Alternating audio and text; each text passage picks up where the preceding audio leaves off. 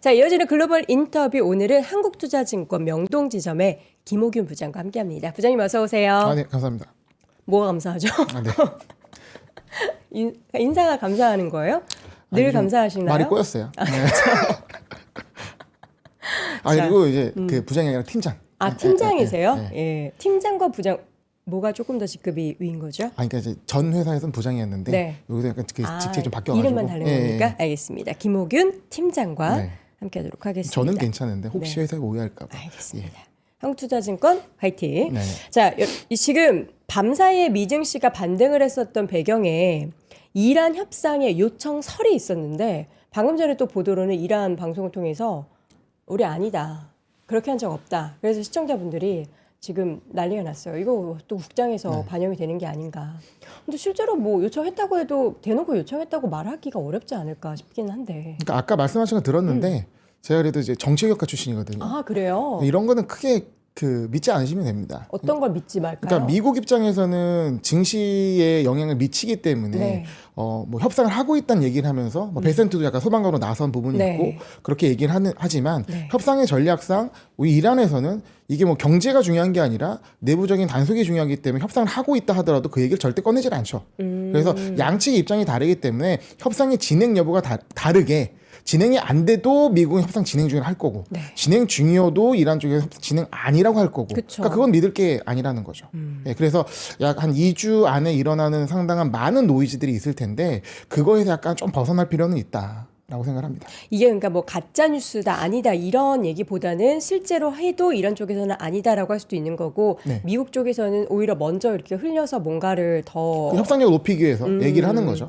예, 그럴 그리고 수가 증시를 또 시켜야 되기 때문에 얘기를 하는 겁니다. 그러면 요 얘기는 정말 실제로 협상 테이블에 앉기 전까지 계속 왔다 갔다 하겠네요. 그러니까 이거는 사실 행간을 봐야 되는 거죠. 지금 상황이 협상을 진행해야 하는 상황이냐, 어느 한쪽이 정말 협상을 진행할 필요가 없는 상황이냐, 뭐 이따가 말씀드리겠지만 둘 다 협상의 필요성이 있는 상황이거든요. 그럼 협상이 진행되고 있다고 보는 게 좀 더 합리적이겠죠. 그 얘기부터 그럼 먼저 좀 해주세요. 이따 벌써요? 하지 마시고요. 네. 네네. 그래서 지금 협상이 필요한 상황은 어느 쪽이 더 급해요?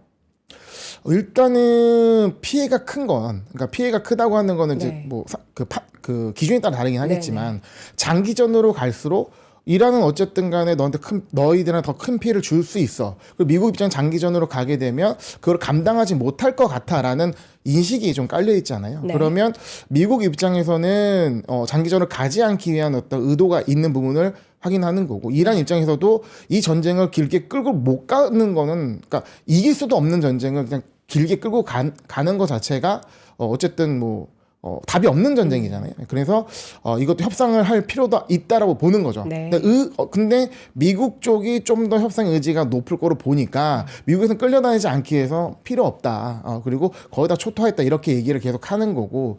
근데 이제 이란 쪽에서는 우린 계속 갈 거다 하면서 하지만 가는 것보다는 멈춰지는 게 그리고 자기네 원하는 쪽으로 어떤 레짐이 유지가 되는 쪽이 더 필요하기 때문에 협상을 할 가능성이 높은 거죠. 자, 그러면은 결국에는 이제 이란 쪽에 있어서의 협상에 더 니즈가 크다로 우리는 이해하면 되는 건가요? 미국이 더 크다. 미국이 더 크다. 네, 미국 큰데 이란도 봤을 때는 협상을 안 할 이유는 없다. 근데 지금 전쟁에 있어서의 네. 그 역량이라고 표현해야 되나요? 네.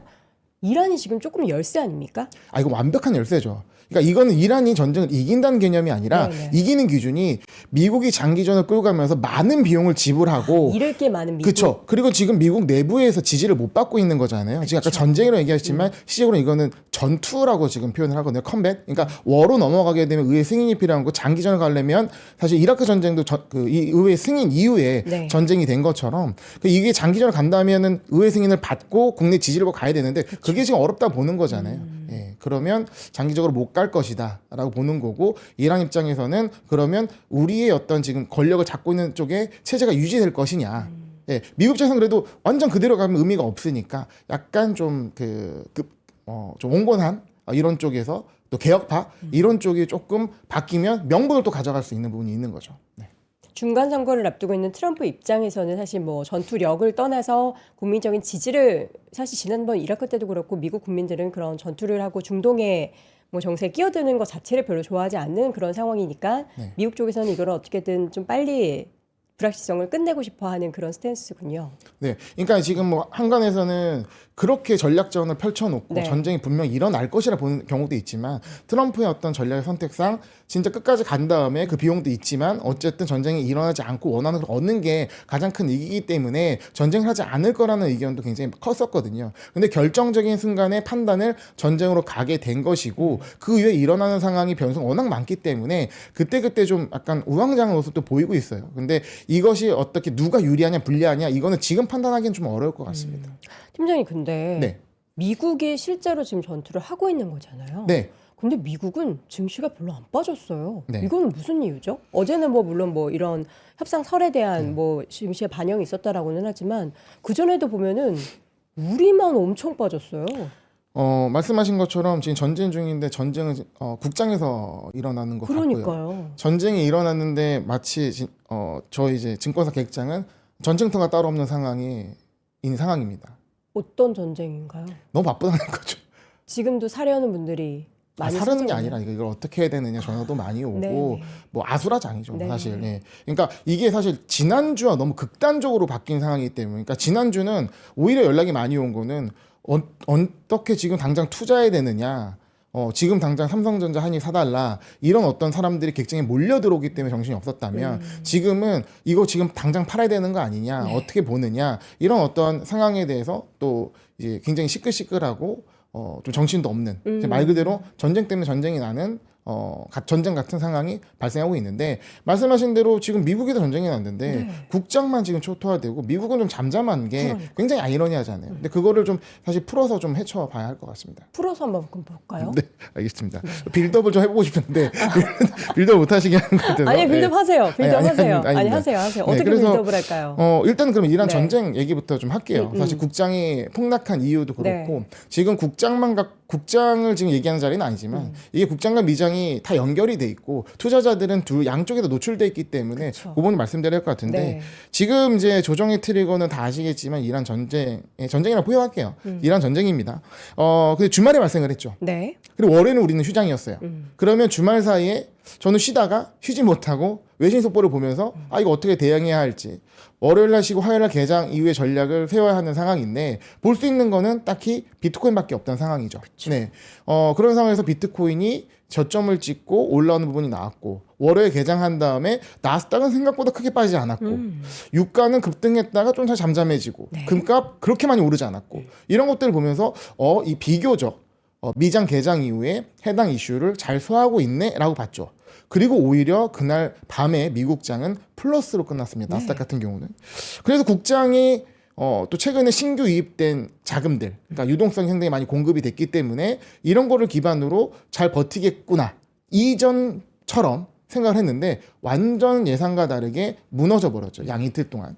그럼 화요일 날 하락장은 우리가 봤을 때는 이거는 사실 뭐 큰 하락장이다 조정장이라기보다는 퍼센트는 크지만 네. 워낙 많이 올랐기 때문에 변동 자체가 커졌고 변동성이 큰 상황에서 이미 많이 수익난 그 주식들을 위주로 차익 실현이 강화된 하락장이라고 판단합니다. 네. 그래서 이건 사실 크게 무료할 정도는 아니었어요. 근데 문제는 어제였죠.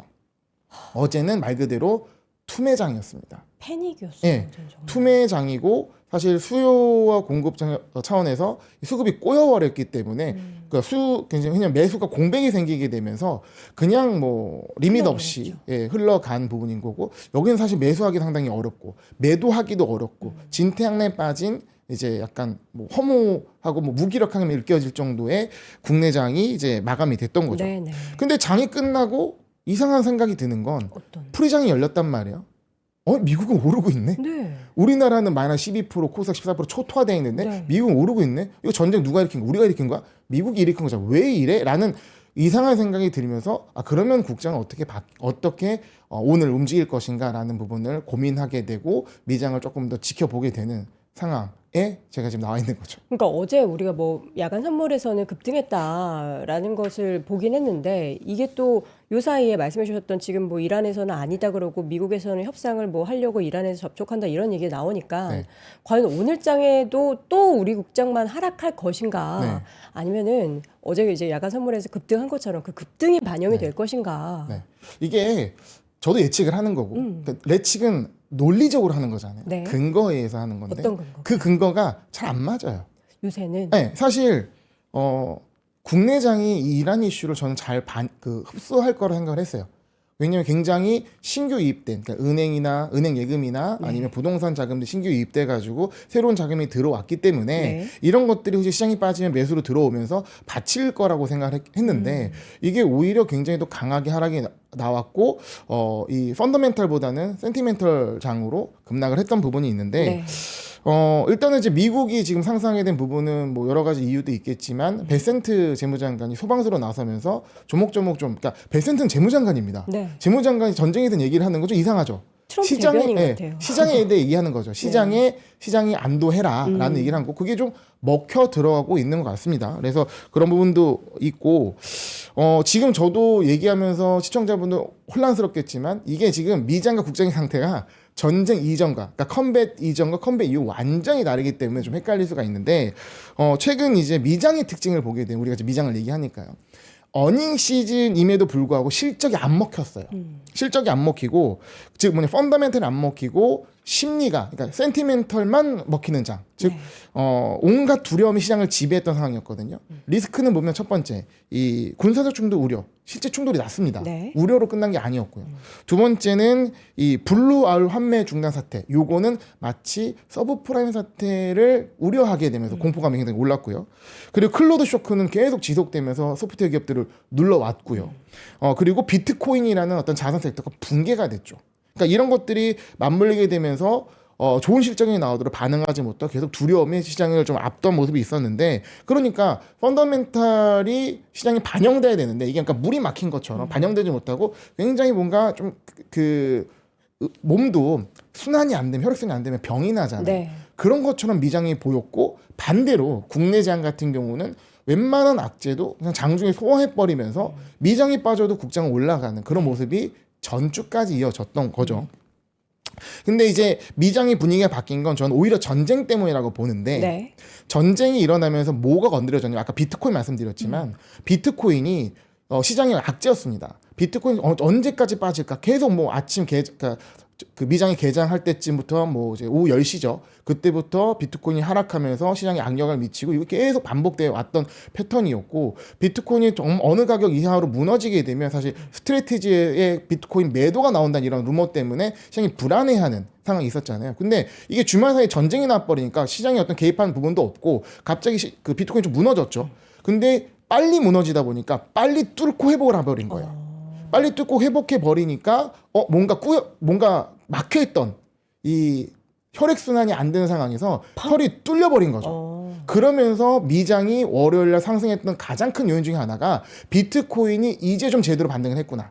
라는 부분이 작용을 했고 오늘 장도 어제는 잠깐 쉬었지만 어제 미국 장도 보게 되면 사실 크립토가 반등하면서 시장을 이끌었습니다. 사실 크립토 반등 외에 큰 호재는 없었거든요. 오히려 전쟁 중인 상황에서 크립토 시장이라는 비트코인이라는 이 굉장히 현재의 문제되는 이 자산 섹터에서 뭔가 막혔던 혈이 뚫리면서 여기 뭔가 일이 풀려가고 있는 게 아닌가라는 부분인 거고 그것이 지금 현재의 미장과 국장의 가장 큰 차이의 뭐 근원이 아닌가라고 생각을 합니다. 막혔던 혈이 뚫렸던 가장 그 요인이 전쟁이라고 하는데 네. 결국에는 그 지금 자금 흐름에 있어서의 순환이 미국 안에서 잘 되지 않았던 거잖아요. 그러니까 비트코인이 계속 빠질 것 같다는 네. 공포감이 지배하기 때문에 비트코인과 연결되는 자산들이 사실 테크주도 굉장히 많고 네. 그런 자산들이 추가로 하락할 거라는 두려움이 시장에 전반적으로 깔려 있는 거죠. 네. 그러니까 비트코인 하락이 멈춰야 되는데 이게 멈출 듯 안 멈출 듯 뭐 계속 바닥을 건드리면서 굉장히 불편하게 하고 있었는데 네. 오히려 전쟁 때문에 밑을 한번 깼어요.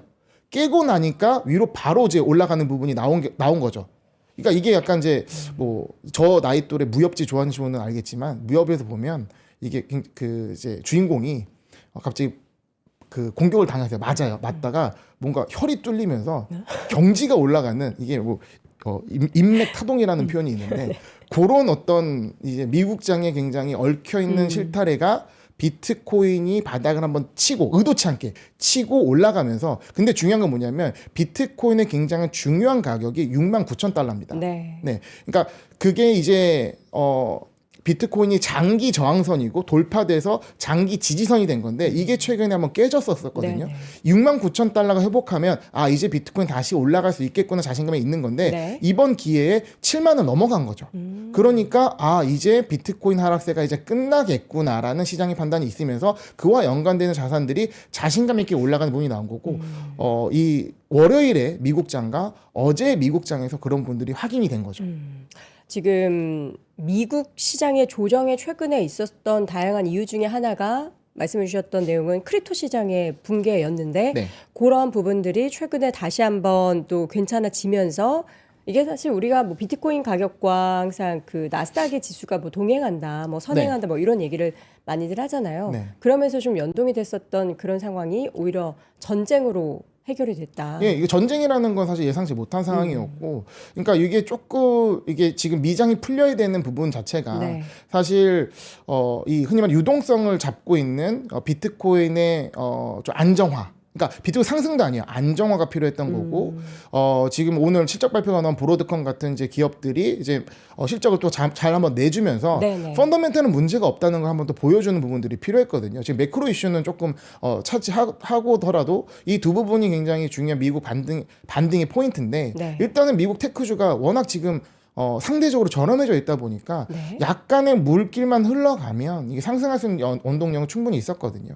그런 부분들이 전쟁이라는 악재 속에서 오히려 자극이 됐다라고 좀 보고 있습니다. 브로드컴 얘기 나온 김에 실적 내용 한번 보죠. 사실 그 예상치를 상회하긴 했지만 상회의 그 폭이 좀 미미했어요. 네. 그러면서 지금 애프터마켓에서의 움직임은 뭐 아쉽게도 좀 강박권 정도에서의 등락을 보이고 있는데 실적 발표 내용 혹시 어떻게 평가하셨습니까? 모르겠어요. 어닝콜이 좀 이후에 나올 것 같긴 한데 네네. 이것도 좀 봐야겠지만 아직 뭐 실적 발표에 대한 완전한 소화는 아닌 것 같아요.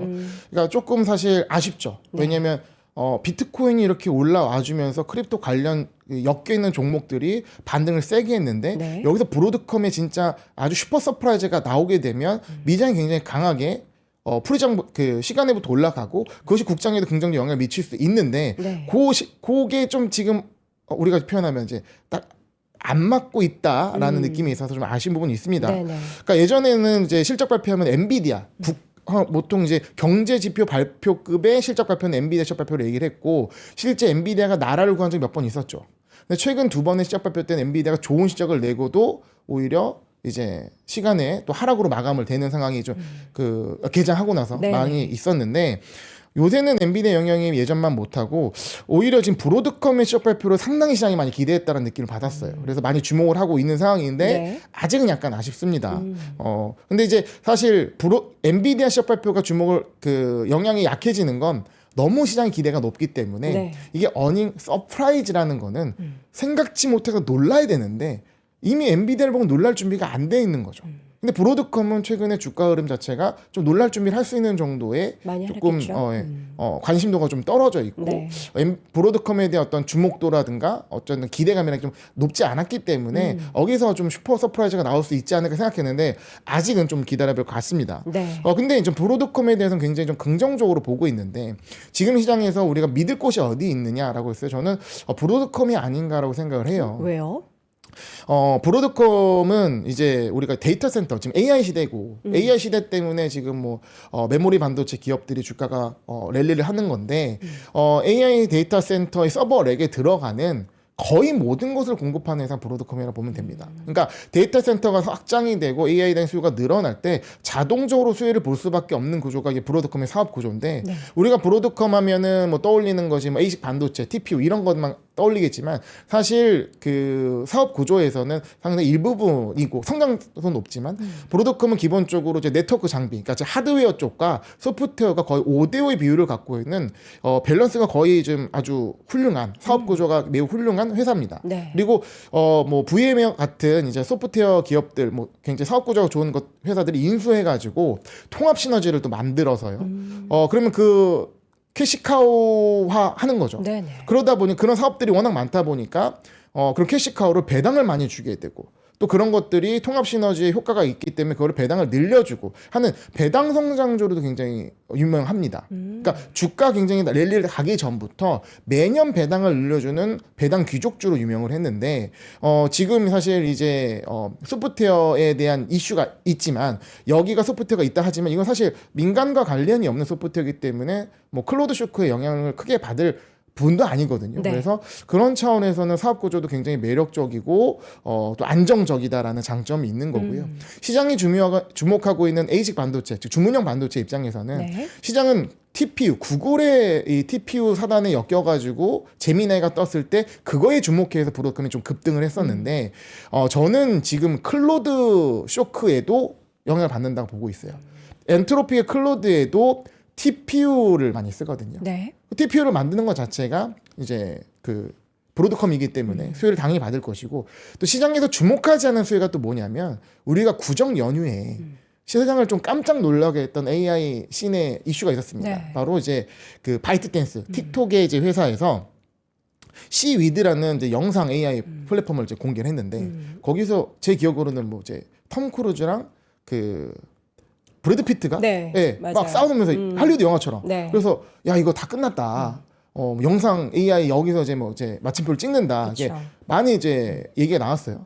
그게 정말 시장의 반응에 있어서 많이 사용이 된다면 엄청난 컴퓨팅 파워를 쓸 거고 근데 그러면 그거에 있어서 관련 기업이 뭐냐고 했을 때 이것도 역시 브로드컴이거든요. 브로드컴의 TPU를 하는 회사가 많지는 않아요. 근데 4개 회사인데 4개 회사가 구글, 아마존, 메타 그리고 바이트댄스예요. 네. 그럼 바이트댄스의 시드가 잘 되면 당연히 이 구글이 아니라 브로드컴의 매출이 올라가는 구조일 수밖에 없는 거죠. 그렇죠. 그러니까 그런 어떤 이 지금 실적이 약간 좀 아쉬우니까 넘버스가 좀 부족하다면 내러티브에 영향을 받을 수 있는 아이템들이 상당히 많이 깔려 있습니다. 그러면 지금 실적이 좀 잘 나왔는데 약간 시장의 반응이 좀 미지근 하더라도 브로드컴 관련해서 아까 말씀드린 바이트댄스 이슈라든가 아니면 이제 엔트로픽 관련된 부분 또 상장을 또 앞두고 있으니까 수혜주 찾는 부분들이 나올 거고요. 네. 그러면 브로드컴은 굉장히 좀 추진력을 받을 수 있기 때문에 오늘의 실적이 실망하지 마시고 관심을 계속 가지시면 좋을 것 같습니다. 사실 브로드컴의 주가가 작년에 굉장히 좋았거든요. 네. 그리고 나서 연말 연초에 기대감이 많이 꺾였고 했는데 앞으로는 브로드컴의 추이를 보면서 관련한 시장 변화를 좀 체크할 수 있다. 그러니까 네, 저는 엔비디아보다도 브로드컴 요새 좀 더 주목을 하는 게 말씀하신 지난번 실적에도 잘 나왔지만 네네. 주가는 오히려 빠졌던 것이 뭐였냐면 엔비디아 때문이었어요. 시장의 논리는 브로드컴 좋은 거 알겠어. 실적 네네. 좋은 거 알겠는데 엔비디아에 비해서 좋은 거야? 엔비디아 주가가 아직 저렇게 못 가고 있는데 네. 엔비디아에 비해서 너무 좀 고평가된 거 아니야? 라는 논리 때문에 좀 두들겨 맞은 거거든요. 근데 지금 시간이 상당히 좀 흘렀죠. 한 분기가 지나갔고 실적 발표가 나왔기 때문에 네네. 엔비디아도 이제 횡보디아 지난번에 말씀드렸지만 횡보디아가 돼가지고 움직이는 상황이지만 이제는 그거를 갖고 브로드컴을 갖고 뭐라 할 게 아니죠. 왜냐면 얘도 기간 조정을 받았기 때문에 네. 이제는 브로드컴의 숨겨진 이슈들이 주목을 받을 수가 있고 엔비디아는 워낙 재료들이 노출이 많이 됐기 때문에 이게 노출의 리스크에 이제 빠져 있습니다. 브로드컴은 비교적 엔비디아보다는 새롭다.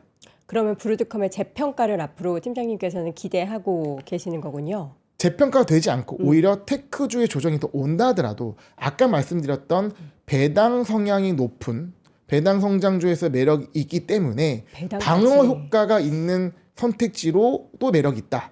라고 생각합니다. AI 산업 내에서의 매력도 있지만 네. 방어적인 투자 포트폴리오 쪽으로도 네. AI 주이긴 하지만 매력이 있는 네, 우리가 투자를 할 때 네. 당연히 주가가 오를 거고 증시가 좋을 거를 예상하지만 최근에 이 국장이 좀 조정 크게 받은 것처럼 네. 그렇지만은 않거든요.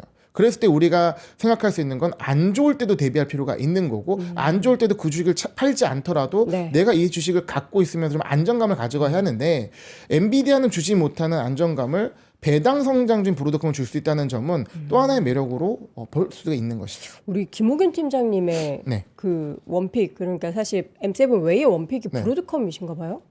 티가 났나요? 많이 났어요. 그러니까 실적 발표를 앞두고 있다 보니까 설명을 드린 거고요. 오늘 신나게 브로드컴 얘기를 해주시는데 사실 뭐 우리가 뭐 그 TPU 얘기하면서 항상 브로드컴 얘기를 했었는데 그것에 대한 매력이나 뭐 잠재적인 시장에서 많이 부각되지 않았던 부분도 있지만 배당 매력이 있는 또 기업이라는 점에 있어서도 굉장히 또 안정적인 포트폴리오에 포함될 만한 그런 기업이다라는 내용을 짚어주셨습니다.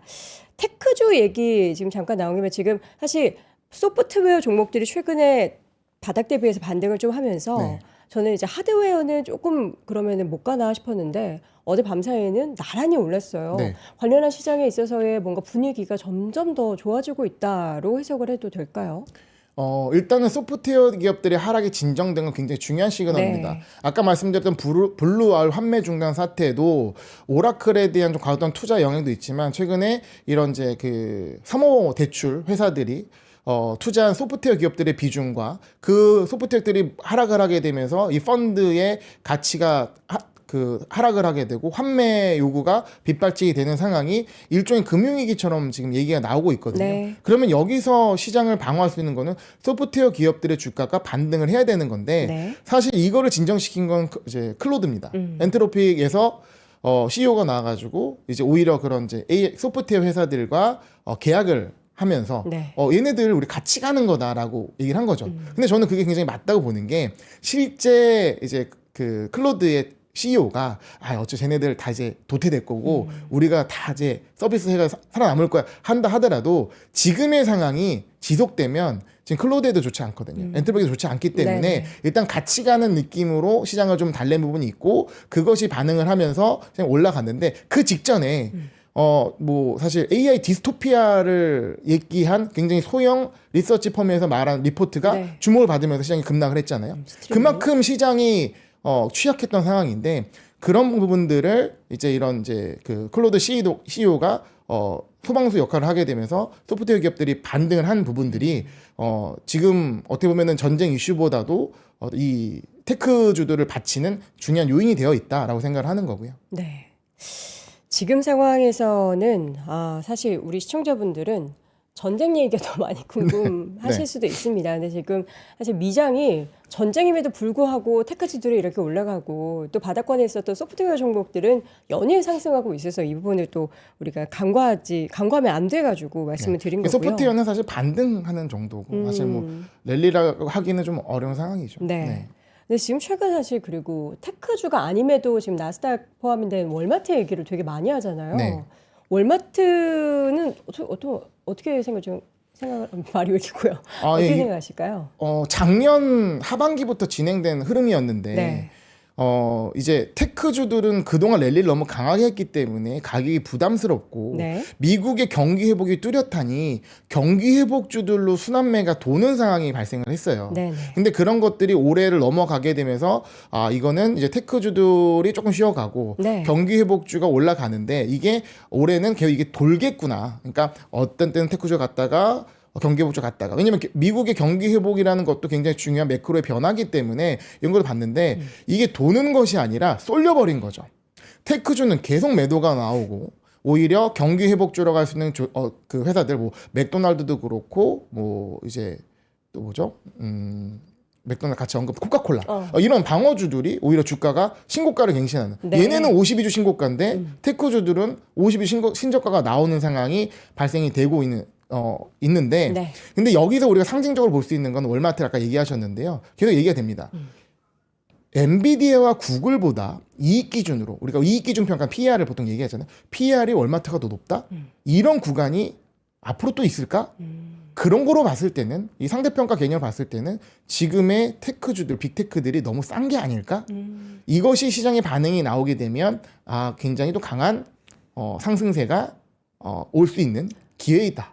지금 싸졌다. 주가가 조정을 받아서 싸졌습니다. 이제는 비싸다. 밸류에이션이 좀 부담된다라는 얘기가 나오지 않을 구간입니다라는 그 분석이 지난주부터 계속 월가를 통해서 나왔어요. 네. 그러면서 월가에서는 M7을 사야 한다. 지금 테크주를 사야 한다라고는 하지만 사도 될까? 네. 하는 그런 의심을 하시는 분들께는 어떤 걸 보라고 말씀드릴 수 그러니까 있을까요? 가격만 봤을 땐 사도 된다고 느껴지는 주가. 거죠. 예. 근데 문제는 주변 환경이 네. 그 가격을 만들었기 때문에 쉽게 손이 안 나가는 상황도 맞는 거죠. 맞아요. 예. 근데 왜 그 사람들은 그렇게 얘기했을까? 경험이죠. 네.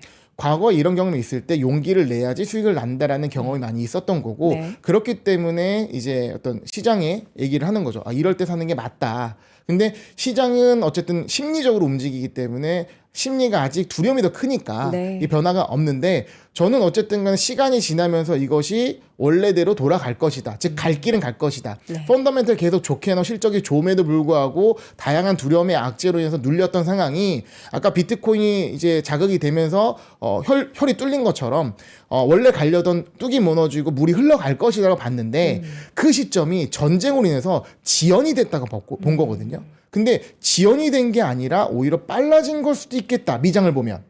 우리나라는 국장은 좀 그게 좀 반대로 작용을 하고 있는 것이고 오히려 이런 상황이 좀 너무 빠르게 올라갔던 상승을 소화하는 역할이 됐다면 네. 여기는 또 정반대로 뚫려있던 막혀있던 것이 뚫려지는 어떤 이제 전쟁의 트리거로 작용을 하면서 지연이 아니라 조금 가속화되는 게 아닌가라는 판단을 할 수가 있는 거예요. 그 이제 혈자리 얘기, 혈 중요하죠. 저도 맨날 이렇게 눌러가고 이게 혈 뚫으려고 노력하는데 시장에서 혈 뚫는데 가장 좋은 방법은 돈 아닙니까? 맞습니다. 지금 유동성이 사실 그전에는 굉장히 메말라 있었다라고 하는데 네.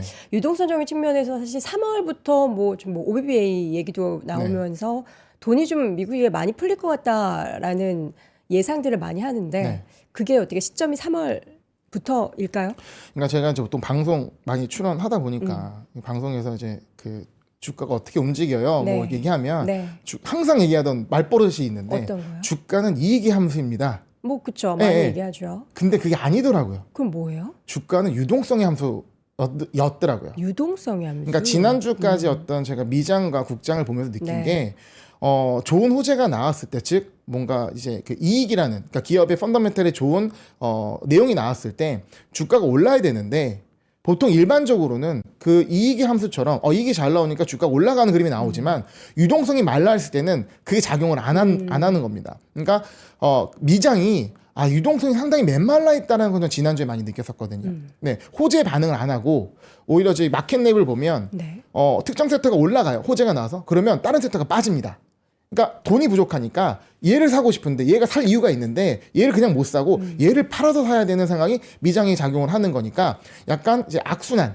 그러니까 섹터 로테이션이지만 악순환 섹터 로테이션이 일어나고 있는 게 미장이다. 네. 왜 이렇게 유동성이 말랐을까라는 고민을 하게 되는 거죠. 네. 그러니까 시장의 반전의 핵심은 이제 물이 흘러야 되고 유동성이 돌아야 되는데 유동성이 막혔기 때문에 호재에 반응하지 않는 미장을 보면서 네. 유동성이 지금 어떻게 된 건지 보면 지금 미국에서는 재무부가 유동성을 다 빨아들이고 있습니다. 그러니까 유동성이 가뭄 상태죠. 네. 그러니까 좋은 호재가 나와도 반응하지 못하고 두려움의 반응을 더 크게 하는 거고 그 반대로 국장에서는 신규 유동성이 많이 있으니까 악재도 충분히 소화하면서 밀고 갔던 상황이 전주까지 발생한 건데 그래서 주가는 유동성의 함수가 아닐까라고 제가 생각을 하게 된 부분인데 그 부분에서 좀 말씀드리면 지금 의도적으로 유동성을 말라 있기 때문에 말씀하신 5월 달에 이제 왜 올라가느냐 10월에 중간선거가 있기 때문에 그때부터 돈을 풀 거다. 지금 안 푼다라고 보는 거예요.